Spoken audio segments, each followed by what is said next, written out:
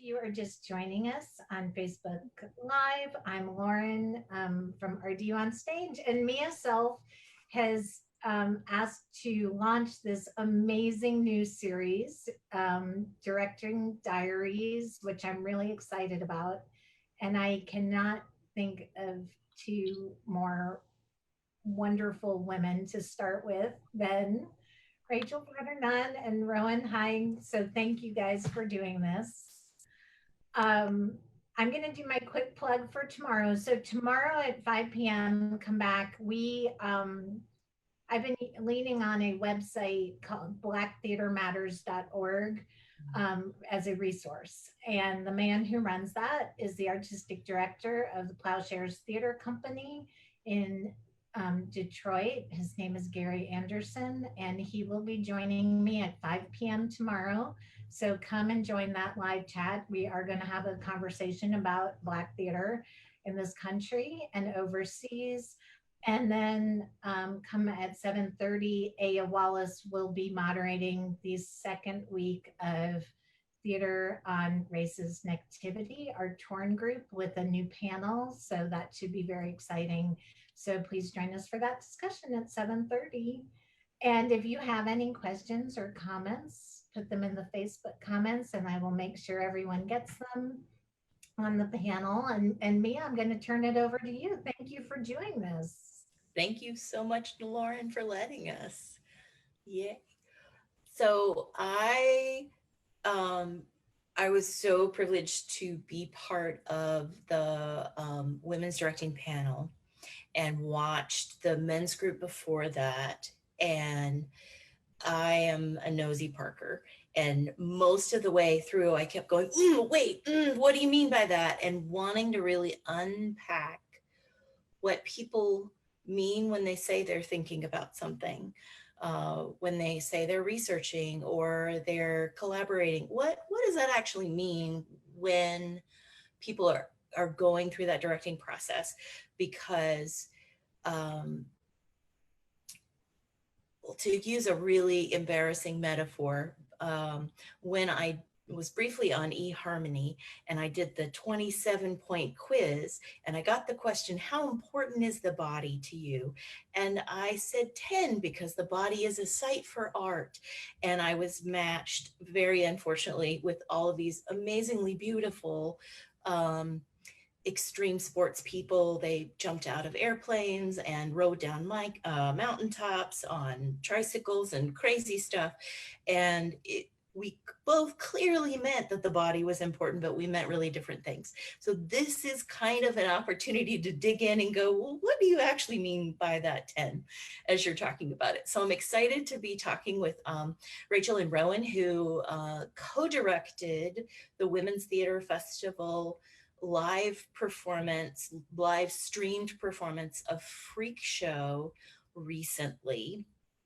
I was excited to be part of a conversation with Johanna, who is the executive director of the Women's Theater Festival in Rowan, back in, was it January that we met for coffee when you were in town? And it was a little later than that even. I think it was, yeah, February-ish, because it was February. Yes, it was because it was before NC State Open ragtime. And Johanna was in the process of searching for a director of Freak Show at that point, and you weren't attached to the project officially at that point. And so I found out later through postings and social media and all of that kind of stuff that you were attached to the show. And rather than there is a review of the actual production that RDU on Stage has done, and there are other reviews that are out there. And so I don't want to review the show, but I really want to dig into, like, how did this happen? How did it come to be? Because it was a real change. In the midst of this, we go into a lockdown. What was to be a live performance chooses to go virtual, and we went from conversations about one director, we have co-directors, and how did all of that work? So throughout, because education levels vary in terms of formal theater education. Most people don't have a formal theater education. And so for terminology's sake, we may stop along the way and define terms as we're going through. But I want to jump in and ask, let me start with Rowan because you were attached to the project first. At what point did you step on to the project, agree to direct, and how did that initially look? And at what point did Rachel become a co-director, and what was that negotiation process like in terms of moving from a director who was sort of the church with the vision for a coherent program to two individuals who were negotiating that? I'm not the best with time, so I actually don't exactly remember what the timeline was. I'm assuming I think I probably came on as the director in March, maybe. Yeah, I'm not totally sure. But one of the first questions that Johanna asked me was, who do you want to work with? And Rachel was the first name that came to mind, just unequivocally. Rachel had been a part of the very first show I did with Women's Theater Festival in its very first summer, like the very first WTF, and had been the assistant lighting designer on that project. And just the quality of attention and care that she brought to that position that she was not being paid for, and where the lighting designer got pulled away to another project. So she actually ended up doing a lot more work than she bargained for, and put the needs of the show first, and showed me in, through her actions that she valued the work in the same way I did, in wanting to get the details right and really serve the production and the experience. And it was just a really nice person to work with. So when I had the opportunity to say who I wanted to work with, I said Rachel, like, period. And then Johanna and I talked about, okay, well, what kind of role would we want her in? And so we kind of talked about what we felt Rachel might be interested in. And so bringing her on in a directing capacity rather than, a technical or a design capacity, which is how I'd known her previously, but bringing her on in a directing capacity because I knew that was an interest area of hers and something that she'd been exploring over the past few years. So the original iteration, I think, was assistant director. And then we kind of got into it and it was like, no, this is not a leader assistant thing. This is a colleague sharing ideas, sharing information, negotiating a shared vision of the show and the whole experience, which partly came out of the fact that I was still going to be teaching in Central Kentucky when rehearsals started. So Rachel was, when back in the day when we were doing this as an in-person production, Rachel was going to have to lead those initial rehearsals.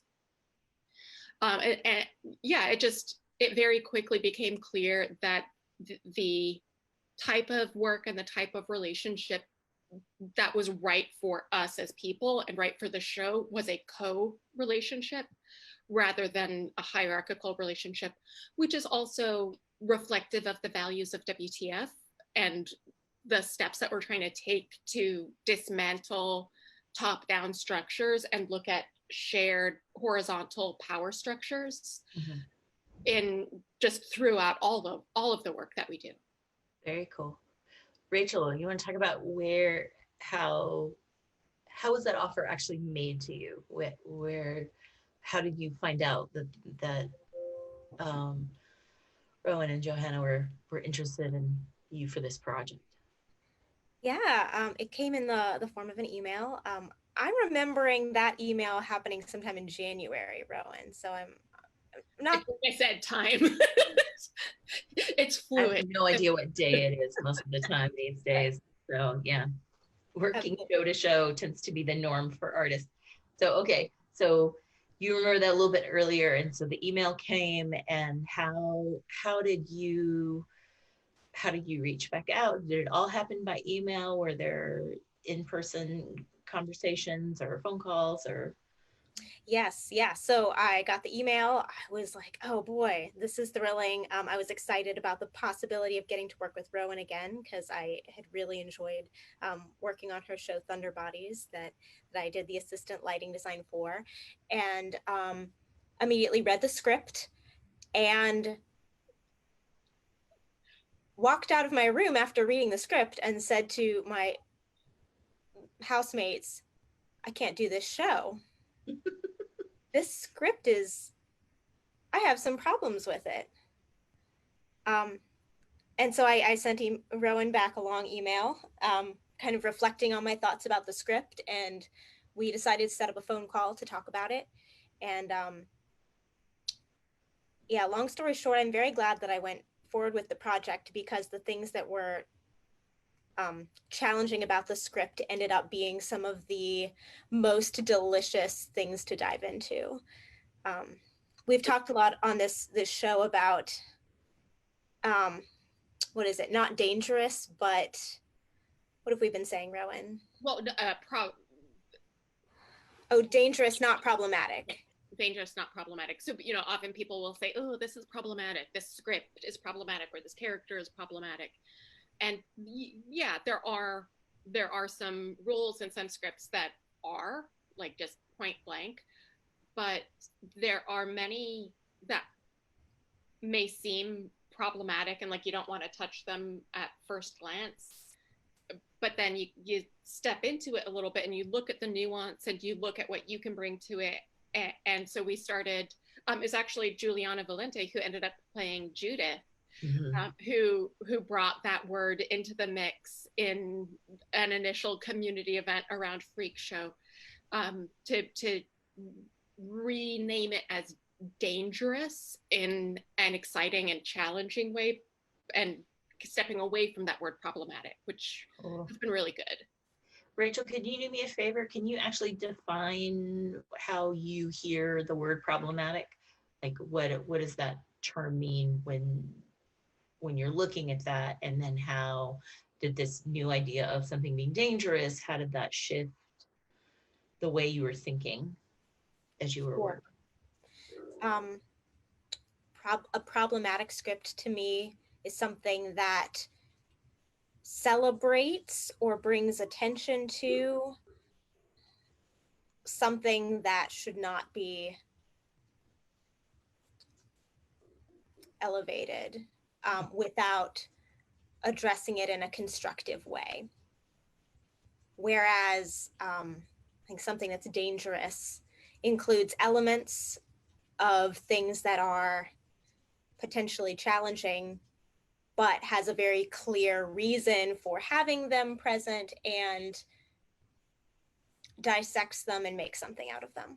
Okay, so that's a really juicy place to start. So just to unpack that a little bit further, most of the time when I'm talking about something being problematic, that there is an inherent sense of disrespect that is embedded in that text, and a dangerous piece feels like it's an invitation to be in conversation with some of those things that might be really uncomfortable. I think we are in dangerous times right now, quite literally, but lots and lots of incredible opportunity to like dig into, not in a polite way, not in an easy way, but in a really meaningful way. This was a piece that invited an inquiry into visions of disability, which were really interesting to me. So when you decided, yes, we're going to do this together, and you started into typical next step for directors is that research phase, what did that look like for each of you? Where do you typically start with research, and where did you start? Like, what does that mean in terms of in the weeds, nitty gritty? Are you looking at books? Are you reading things? Are you having conversations? Are you watching movies? What are you actually doing rather than generically calling it research? Like, what does research look like? Um, how is it in a boots on the ground kind of way? Rachel, did you want to go first or you want me to go first? Yeah, I'm so sorry. My internet blipped out for a second, so I did not hear all of the question. Rowan, if you can take it away. Yeah. Mia was just asking what, in practical terms, what did our research look like? So it's not just a generic, like, yeah, we did research, but like, what did it actually look like?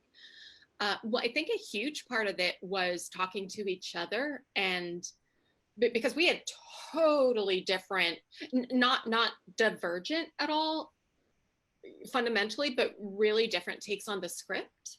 So I think a big part of the research was actually talking to each other and saying, okay, like, well, what are you seeing here? What's popping out to you? What stories and what images and you know, like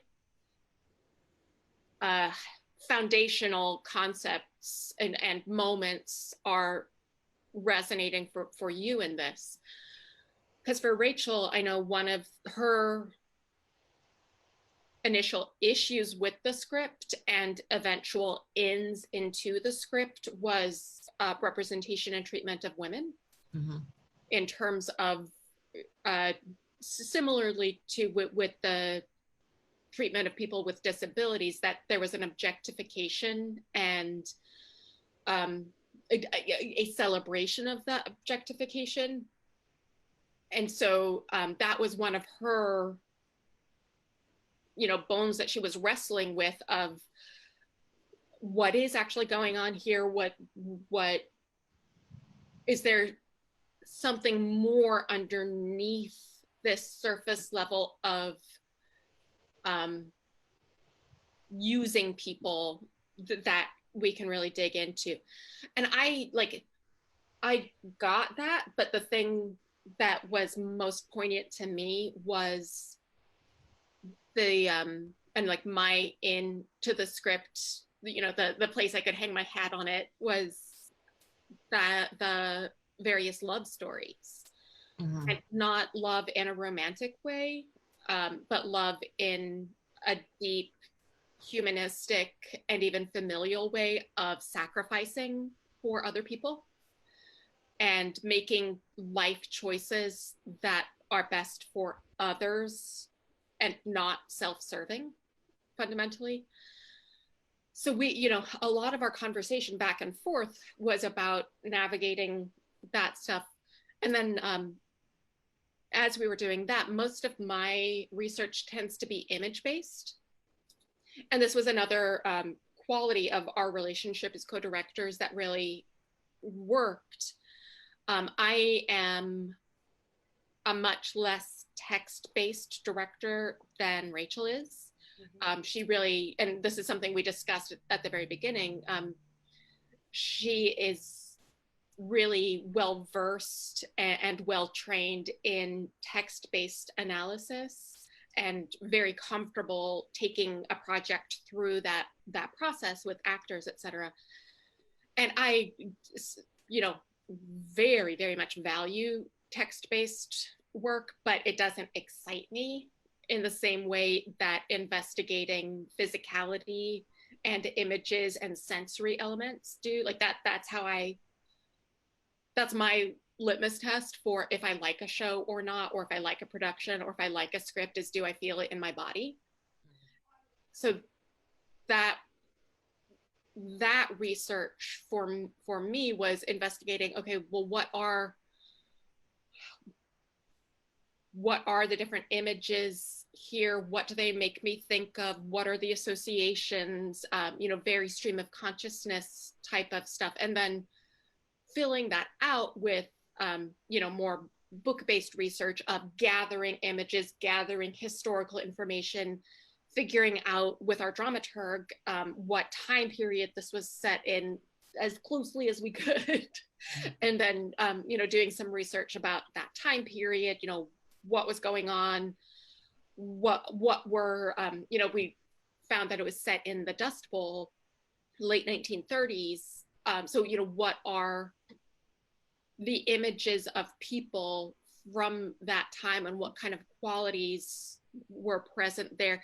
And what was life like for regular people that they needed the escapism of a freak show to get away from it? That was, for me, that was kind of the scope of the main scope of my research and my pre-production work. Yay. So I want to dig into a couple of the things that you said and talk more specifically about what they mean. But Rachel, can you share a little more about what your text-based approaches are? Like, how do you dig into a script and start the research? What are you actually doing with it once that is assignment, that project is yours? Yeah, for sure. For me, the script really comes alive when I hear it, the first time the actors read it. And I think for me, this was a very slow burn relationship with the script. I, second or third read, I was starting to get some more of the nuances, but then it really came, my appreciation for it came from reading some of Carson Kreitzer's other scripts, understanding what her structure is like, how she works, and then also doing more research about the time period of the script, Dust Bowl era, 1920s and 30s, but really specifically digging into real stories of freak show performers from that time period. Because it was only then that I began to really understand how what appeared to be a very male-dominated hierarchical position at the core of this story was really a lot more lateral than it appeared. How these freaks were all really supporting each other and creating something together consensually. And I do want to sort of going on what Rachel just said, when we say freaks, it is not with any disrespect or derision at all. They self-identify within the text as such. Yes. So it's not a term we're throwing around. Right. Yeah. Right. It's a thing of reclaim the characters in the story reclaim the power of that word for themselves. So it's an in-group reference if you haven't seen the show that you might not initially get. Thank you for clarifying that, Rowan. Rachel, did you do a formal plot analysis where you were going through the text and looking at the actions from scene to scene and that kind of thing? I didn't do that initially. I didn't do that until I started getting into individual work with the actors and started to see where they were headed with their own individual stories and how I could maybe help them on that journey. Okay. So what prompted you, because in a lot of formal directing practices we're taught that you map out the plot first, and by plot we're defining that as from lights up to lights down, what are the actions of the story, although the story itself reaches beyond the bounds of what you see. So you might hear about things that happened 16 years ago, and in Freak Show we do, but that it tends to be a very formal process. So what was it about that moment that you realized, hey, I need to do more plot-based work to get to what sounds like character work? Yeah. For you, how were those things linked? Yeah, well, so whereas Rowan has trained as a director very extensively, I have not. I come at this very much from the actor's perspective. That's how I trained, and directing has been a relatively new foray for me. So I am still learning how to help actors, honestly. And so for me, I was very much coming at directing through the character's eyes and starting to map out the whole arc of the play was kind of a realization and a process that I built out of the work with the actors. Does that So make sense? the sense of you're looking at the story from this perspective and then this and then this, and you're looking at the interrelationship of those. Because that's one of the things that's so interesting to me about emerging directors is, are you playing all the parts in your head? Are you seeing it? Are you feeling it? I did not understand. People have talked about, is it ASMR, that we're like people crinkling crap, and I've never understood, like, what? This is garbage. And they were like, no, you get that tingly feel. And I didn't realize until later that that's what good acting does for me, that I actually get that physical sensation of something is right in a scene, that literally the hairs on the back of my neck and the back of my head will stand up. That it's like, yes, that works now. And it's a physiological sensation. Rowan, you were talking about your body responding to the work. Can you talk about what that means to you in terms of reading a text, and then take us into the rehearsal process, and how does that typically work when you are working with actor bodies? Before that, I do want to go back to this question about like overall plot analysis and like mapping it out, because while we didn't do a traditional analysis, we did do a lot of pre-production work and discussion of what we wanted the audience experience to be, in terms of bringing them into this carnivalesque world and playing up the idea of entertainment in order to hook them and bring them and us as artists, as creators, into a full-on engagement with the complicity of gazing on somebody else and paying to see somebody else's deformity for difference for entertainment. So a lot of the overall shape of the piece came back to that set of questions in terms of where is the audience's journey along this path of being a voyeur to being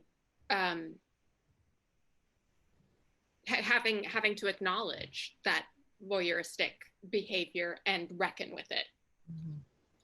So yeah, the big time when we're talking about formal plot analysis, there's that really, I mean, we've all studied in English that Freytag model of rising action. You've got your climactic moment and then the falling action, and we're done. And Sarah Ruhl has talked about that being very much modeled on the male pleasure cycle, and that a feminist treatment is often very different. So would either of you argue for or against, is Freak Show a traditional play structure, or does it do something else? There's nothing traditional about it. It has a real circularity to it, that the repetition of the themes are a way to kind of sink into the ideas, but it's not a series of actions that make a lot of things happen, that it's a lot of conversations over bits of food or drink or that kind of thing. So it's more like meeting with friends again and again and getting to know them, which is to me the climactic moments are, I think there's definitely not just one, and I think that they are based on decisions that the characters have or realizations rather than actions. We talked a lot about how it's about everything's kind of revolves around the main character's decisions along the path to what ends up being her final action of the play. And so I think, and we've talked too about how Act 1 feels like a really slow burn, and then Act 2 gets really it moves, and it's a series of ups and downs. So and I came into the process thinking I understood the show, You know, because I'd sat with it, I had read it, I'd reread it, I, you know, made notes, I'd done this and that and the other. And I swear, every single day, I was like, I was totally wrong, or like I totally missed something, and yeah, absolutely, it is those in between moments, and we're literally seeing we never see the show, right? We never see the performance. Mhm. We never see the audience. We're always seeing the behind the scenes, the backstage, the moments of stillness and quiet and even boredom of these people who are either trapped or who are choosing to be there, often a little bit of both. So there's this sense that nothing really happens, but there is, I mean, there's all this action and all of this movement, but it's undercurrents. It's the long game processes that people are putting in motion. You know, plot wise, Amalia, who's the star of the show, the woman with no arms and no legs, she has a birth defect known as tetra amelia, and we don't see her set into action the decision of allying herself with Mr. Flip, who is the leader of the freak show troupe.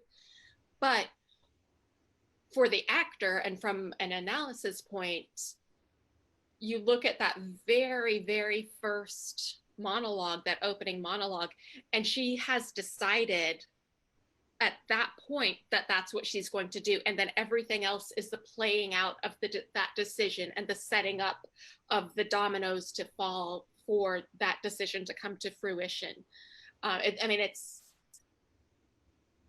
There's so much that happens, but it's under the surface. It's a very How do you define an action for an actor when you're talking about that? What are you actually talking about that meaning? Because we throw around the word action a lot, and you know, there's the usual I blew something up and it's going to be different afterwards, and in these more subtle actions, what is it that you're talking about? It's a great question, and we talked a lot with the actors about that. Verbs, adjectives, how the character wants the other characters around them to feel, or the things that they want them to do. And when we're talking about actions, like just before this, in this conversation, I was not speaking in terms of actor actions. I was speaking in terms of movements and shifts in the play in some ways. Not necessarily the decisive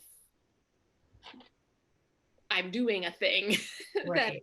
that is the actor action. Because there are two kind of levels to conversations around action. That when we're looking at that plot analysis, we're looking at that point where something changes to a degree that it cannot be changed back, and it moves forward or laterally, or however it moves from there into whatever is the next thing, and that becomes the bones generally of what we call our plot analysis. But the actors are always fighting for the various things, and we use the terminology action to talk about all of those things that they're fighting for as well. When this was, so you're both on board as co-directors. Had casting happened when we were going into lockdown? Where was the show in process when this can no longer be a live stage performance? And what did that shift from, all right, dang, we can't do that, to making the decision to continue on with this live streaming aspect, and then what changed with that. So Everything a lot. So where was it in process? We were really fortunate in that we were still early pre-production. We'd had one design meeting. So we had everybody cast, we had all of our design team and production team in place.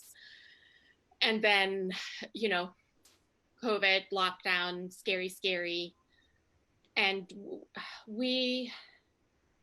think we took about a week, Rachel, to talk internally, you know, Rachel and myself, us and Johanna, figuring out, you know, well, what can we do, and can we transition to a virtual format. Johanna had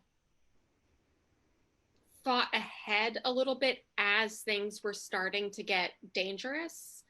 And I commend her so much for her leadership in this, because she set up WTF's virtual play reading series as things were starting to happen, so that we already had a foothold and a level of comfort in the digital sphere, so that we could look at this big question mark, this big unknown of taking an entire production virtual, and say, well, you know, we've done it a little bit.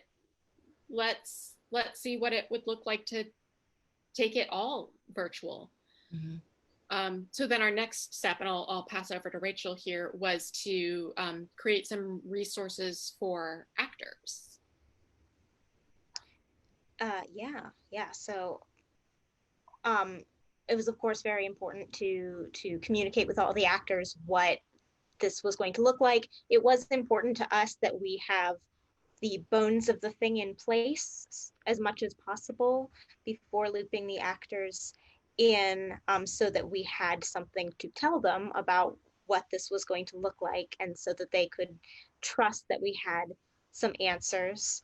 But yeah, then it was just kind of reconfirming that everybody was on for this project, and then moving into assessing the practicals of doing this, because there suddenly was this, you know, this technology differential where before we had never had to assess what people's home life was like. You know, do you have a space where you can quietly rehearse? Do you have a space where you feel safe or comfortable performing this show with some content in it that might not be appropriate for all your family members?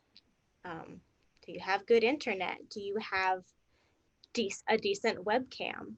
And then that was kind of the first hurdle, was figuring out how to bolster the technology in whatever way we could to make sure that people were free to do their best work. So the decision was made to do a live stream performance rather than a video performance that was then spliced together. How do you arrive at that decision? So the circus work, the flying and the firework with Firefly Circus. Yes, that was videoed, correct? Yes. And then the actual Text to Freak show, the show itself, was live streamed every night. What went into that decision making process? Live theater, man. I mean, you're either going to do live theater or you're not. And there is an electricity and an immediacy that is still important to us as a company, and to Rachel and myself as artists. That just making something that is made for recording just didn't feel interesting right now. And I'm not saying like it's not. I'm not at all saying that cinematography or creating work that is recorded is not interesting. It's really interesting, but it's not theater. And while we can't be in a space together, figuring out how to create that immediate sense of community, that immediate sense of a shared experience that is the core of what makes theater theater. Mhm. We wanted to preserve that and really honor that and keep that. And it So felt how did- really, I'm sorry, go ahead. sorry, it felt like it was really in service of the story too, to do it live. And there was a time when I said to Rowan and Johanna, like, this would be so much easier if we just recorded it. We could have some quality control. Or, you know, if somebody's internet goes out, you know, we have some control, but it felt very, in the end, it felt really in service of the story that it was live, that you had that intimacy, that sort of, because, you know, that is intimate when you're live in someone's home. And these are performers, the characters are performers, and we're viewing them backstage at their freak show. So really- how did that live element work from the actors, from their perspective? What did they have to make that live streaming thing work? So they've got their cameras that they're working with, were they also working with monitors? How did you set up that live acting experience for those actors who were in the show? We didn't, we were really lucky. We happened to have on our production team already Anthony Buckner, who was our lighting designer originally, and Ali Ray, who was our stage manager, who both ended up having a lot of experience with the type of technology we ended up using, which was rehearsing and then doing the performance through a shared Zoom call and sending that through OBS, Open Broadcaster Software, I think. I always get it wrong, so I'm hoping that's right. And then that being the software that allowed us to manipulate the Zoom feeds and introduce graphics and backgrounds and overlays and that sort of thing. Up until, I mean, I think we were around a week out from opening. Week and a half. Yeah, we didn't have a way for the actors to see each other, because with that many actors and that many feeds, you know, you can't, cause, you know, normally you can pin a feed or you can have a speaker view or something, but the way the show was structured, that just didn't work. Like you were never guaranteed to be seeing the person that you needed to see. So Anthony, in a Hail Mary, oh my goodness, figured out that, okay, so the actors are on this Zoom call, and then we're sending that and manipulating it into OBS. He resent that back into the Zoom as a Zoom screen of the live feed of what the audience was seeing. So the actors can watch that as a speaker.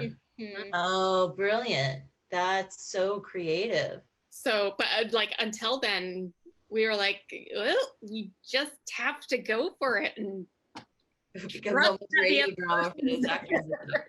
Oh, that's exciting. That and I think that's the magic of when people are talking about collaboration, where it's like, hey, we need this thing to happen. I can't do it.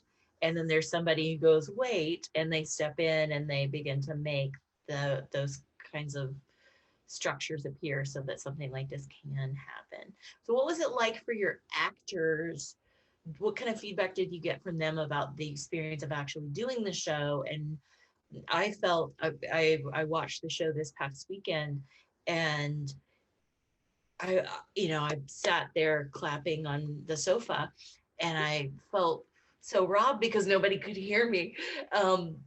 And what kind of feedback did the audience give to you? What was that like with it being a live streamed event? Yeah, I think your first question was about Oh no, Rachel froze. Okay, this happens. Okay, no, She's here, back. Yeah, Am I back? Am I back? you're back. Okay, good. There's a very heavy rainstorm at my house right now. Yes, there's one here but too. just your house. Oh no, it's at Mia's house too. It's at our houses and no other houses. We lucked into some really game actors who just really took it into their own hands to create that sense of community and being on stage with their fellow actors. We had one actor who decorated her webcam to remind herself to look there. And there, I will also say, yes, we absolutely had really game actors, and we did a lot of work as a group because we knew there was that disconnect and there was going to be that distance. So from the very, very, very beginning of the process, we emphasized community practices, we emphasized ensemble work, and really did our very best to engage with our whole team, both as artists and as people, and made that a cornerstone of the work. And in addition to those humans being the fabulous humans that they were, as a company, we also, and a directing team, we also created the container in which they could do that work and bring that vulnerability, which is what you ideally do in any rehearsal and creation process. And it was important in a different way with this one. Can you talk a little bit about how you, as a director, create that container for that experience to happen? Like, what are some of the practices that you put into play with this production, whether they're the same or different than they are for other productions? I think mine were, fairly similar. So one of my foundational pieces of training is one of those funny things where it was a weekend workshop. It wasn't formal training. It wasn't like a major part of my school instruction. But it had such an impact on me. It was a workshop in the pedagogy and approach of the neo-futurists, and Greg Allen's 27 Rules for Creating Great Theater. Google it. It is my Bible. I love it. It's just the best. Everyone's writing this down. Yeah. Hopefully Lauren can help us pin this as well so that everyone has access. But the conceptual starting place of the neo-futurists is that theater is fake, and we have to acknowledge that it's fake. So it's a little, a little bit of Brecht in there too, but just acknowledging that your you is always going to be you, and you're always going to bring who you are and what your day was like and how you're feeling and all your baggage. You're always going to bring that with you. And yes, there is a discipline and a practice of trying to divest yourself of that and come into the work and be present in the work as an artist and as an actor. But you're not like, you're always going to be you. You're always going to have your shit, or your good stuff or whatever it is. And so starting with that foundational concept of you are people, you are real live human people, and that's okay, right? It's not a problem. How you're doing and like what backstories you're bringing and what personal experiences that you're bringing into the space, whether it's physical or virtual, not only is that okay, but it's necessary and it's welcome. And that was something that we just emphasized from the very beginning. And we did a personal check-in and check-out at the beginning and end of every rehearsal. So, one or two words about how you're doing or what you're coming in with or how you're feeling. And then we did a check out, and we did a de-rolling ritual of being able to leave the work in the work, in the space, except it's still their space.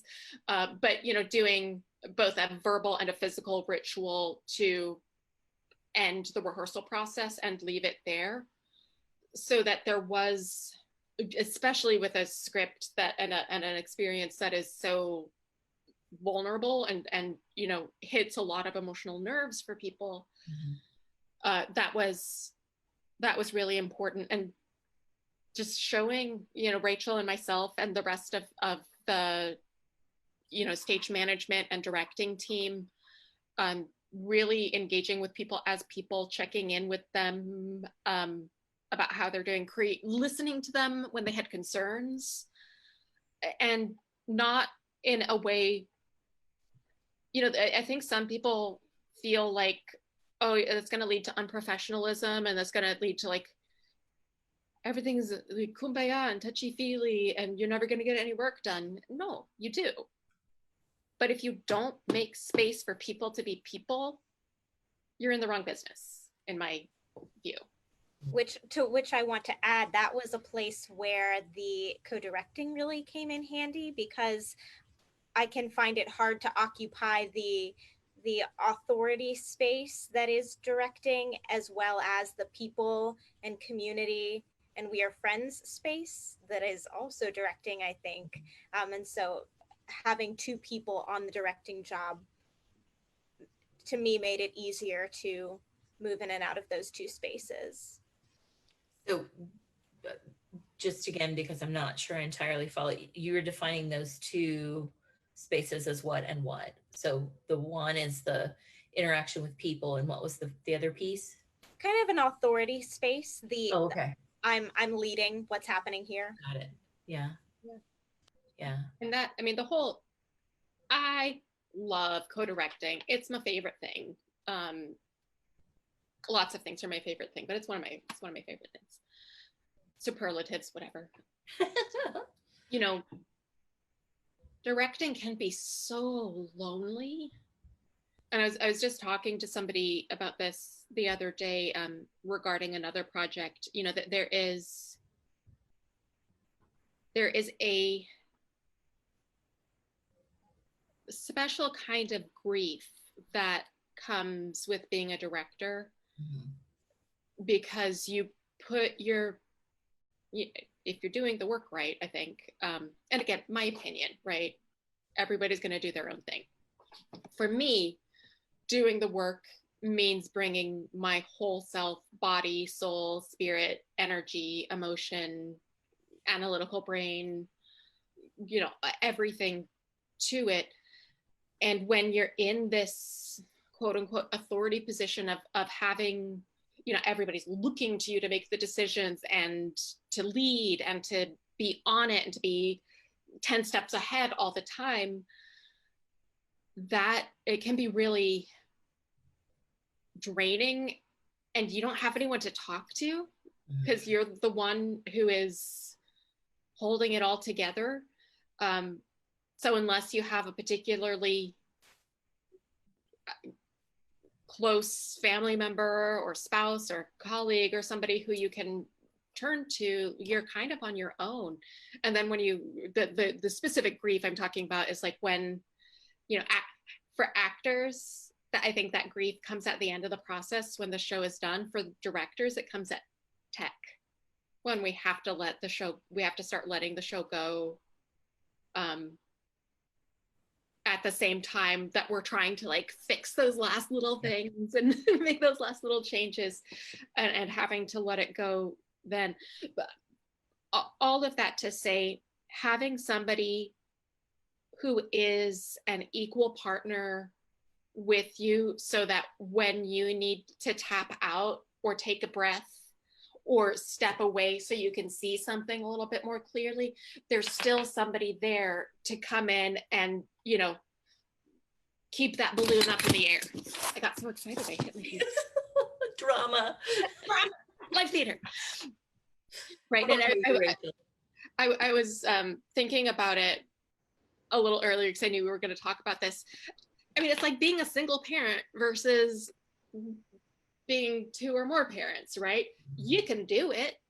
It can be great either way, but when the workload is shared and when you decide how, like when you decide together what your priorities are and how you're going to parent your kids, like nobody looks at two or more parents and is like, oh, that's really weird. How did they do that? How could that possibly work? And so this confusion about how co-directing works, I'm like, I don't get it. Well, I think we're so steeped in that idea of, you know, that Wagnerian idea of the, you know, of the genius who is coming with that singular vision, and everyone serves that singular vision. And, you know, it's a really outmoded way of thinking, and yet it's still a really intense bias that leads to a lot of decision making in theater. And I think the conversations on the front end about what is it you value and how do you work, those kinds of things, if they don't happen on the front end and you're not on the same page about what your skills are and how you're going to work and all of that, co-directing is a disaster, because you're negotiating all of that with an audience of these people who are expecting you to have all of the answers in front of them, and it's terrible. So it's exciting to hear your perspective. Rachel, do you want to weigh in on any of that from the co? Yeah. For me, I totally hear what you're saying, that it could have gone poorly. I think it really challenged, the co-directing model really challenged me to be nimble, to never get too deeply rooted in an idea, and to always be willing to be presented with new and better information, and also to sort through and find the things that I was really invested in, and to know what things to really fight for, and to know how to back it up. It really challenged me to be more critical of my own ideas and really question what was serving the story best in a way that might not have happened if I was the sole authority on exactly what we were doing. Very cool, this idea of having somebody to push against and ground you all at the same time. It's really exciting. Rachel, when you look back on this project, what is the biggest thing that you have learned about directing, whether it's technical or who you are as a director or the way you want to work? What are the big ideas? Listen more than you talk. Listening became so important, and noticing and paying attention and really addressing things live in the moment. That's something Rowan is excellent at, and something that I'm less good at. I like coming in with a plan, and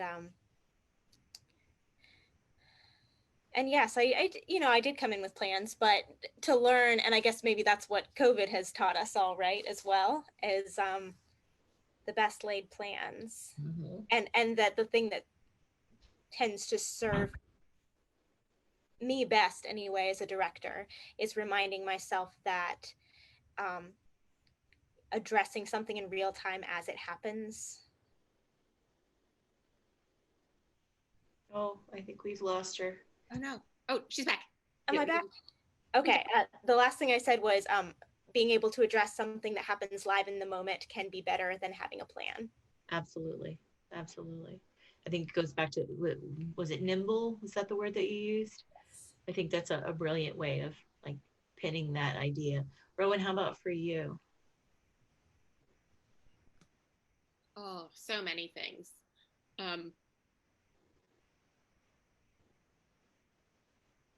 Let me reframe the question. Well, If you only learned one thing, like what's the thing that it would absolutely destroy you to let go of?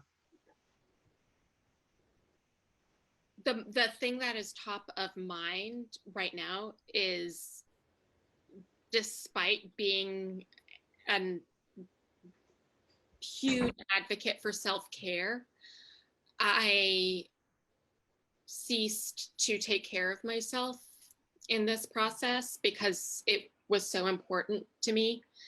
And when I stopped taking care of myself, I stopped being able to take care of my team, and everybody suffered.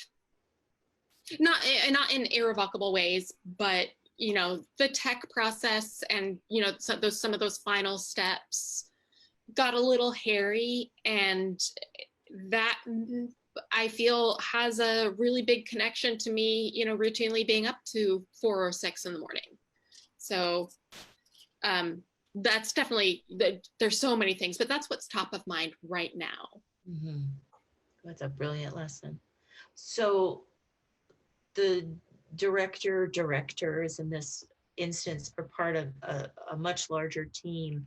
And if you go to the Women's Theater Festival website, you can look at the Freak Show program that's there. But can you talk to us briefly about who your stage managers and your dramaturgs and your acting coaches and your other folks who are really key to making this all happen for you? Who are those folks that we absolutely cannot miss?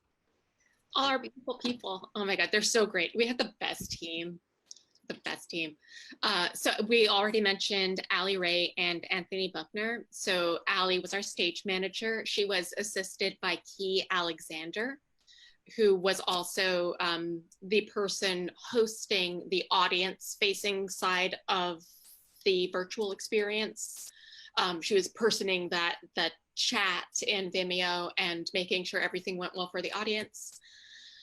Anthony served as our technical streaming manager. So he was the one who created and executed all of the visual components, who took it from the Zoom Brady Bunch windows to the actual artistic thing that we saw.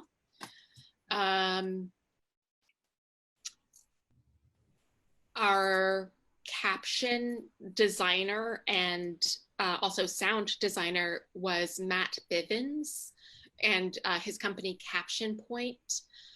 And the shout out. That was amazing. Yeah, so good. And the captions were run by Madison McAllister and Megan St. Amand, who were also, along with Key Alexander, who was our assistant stage manager. The 3 of them also served as assistant directors. So we would throw them in breakout rooms in Zoom and have them do scene work and, do creative work and line work and such with the actors. And it was a huge help to have them, and they're just wonderful people. Yeah, talk about nimbleness. I think they never quite knew what. Yeah, they were really wonderful, and they were game for anything we threw at them. Ellie McClanahan was our costume designer, and she did such an amazing job creating costumes and creating looks out of people's closets. Amy Kirk Jones was our set designer, so she created the miniature model and also helped us design each actor's, what we called their nest, their performance space. And Rachel, who else do we have? Anthony, Ellie, Jill Cromwell was our makeup designer. The makeup, became a huge part of this because suddenly your actors are right here, and you see all of them. And she had to figure out how to do all of that remotely. She couldn't touch them, so she just created tutorials, had one-on-ones with them, all kinds of stuff. That's amazing. And who was your dramaturge again? Lydia Nethercutt, who is a student at William Peace and delightful human, and did such a wonderful job gathering historical information, medical information, all kinds of stuff to help really ground us in the reality of the tradition of freak shows and the history of the time period. And we were super fortunate to be able to work directly with the playwright. So we worked with Carson Kreitzer. We were able to have a conversation with her and Rachel Chavkin as part of the virtual play series. And so Rachel and I had actually moderated that, before we got into the weeds with Freak Show. And then Carson came, we had a private conversation with her, Rachel, myself, and Johanna to kind of talk about the show, talk about our production, answer any questions she had. And then she came to rehearsal and she talked to us and talked to all the actors and answered all their questions. Sometimes with, I'm not going to tell you that, or you need to figure that out on your own, but she answered. Boundaries are amazing. And Elena Velasco was she was a consultant who we brought in to help facilitate a group conversation about identity and about representation, both in terms of character and in terms of the actor-character intersection. Because we did prioritize casting actors who identify as having a disability. The role of Amalia was specifically cast for that, and we sought to be as inclusive as possible in all of the casting. It wasn't required by any means, and I'm not saying like it would inclusion was a priority, we'll put it that way. And she did a wonderful job and was just a really great asset as a kind of an outside eye and sounding post for the whole group. Yay. Well, this is an extraordinary achievement. I think it's one of the most exciting pieces of theater that I've seen come out of the Triangle in terms of the scope of what you all have done. So kudos to you both and to your entire team, and to Johanna Edwards and the entire Women's Theater Festival board for prioritizing continuing to make this happen. There's lots and lots of information out there with the disability community in the Triangle right now about inclusion issues, working with disabled artists. Arts Access is our primary resource in the Triangle. They are online, and we've got some incredible organizations around the Triangle who are working very specifically to have open conversations about issues of access and inclusion, and how do we think of and our positions in relationship to concepts of disability. So thank you both so much for taking the evening with the weather outside and all of the above to talk about your work, and thank you for letting me endlessly ask questions. Do you have other projects that you're working on at this point? Rachel, what you working on? Yeah, so at the end of the month, I will be in a concert version of Marat Sade with Bear Theater. We managed to get 2 or 3 performances up right before COVID closed everything down, and we're remounting it as a concert. Excellent. The end of June. Very cool. How about you, Rowan? I am knee deep in WTF's Summer Festival. So I am the production manager for our WT Fringe series.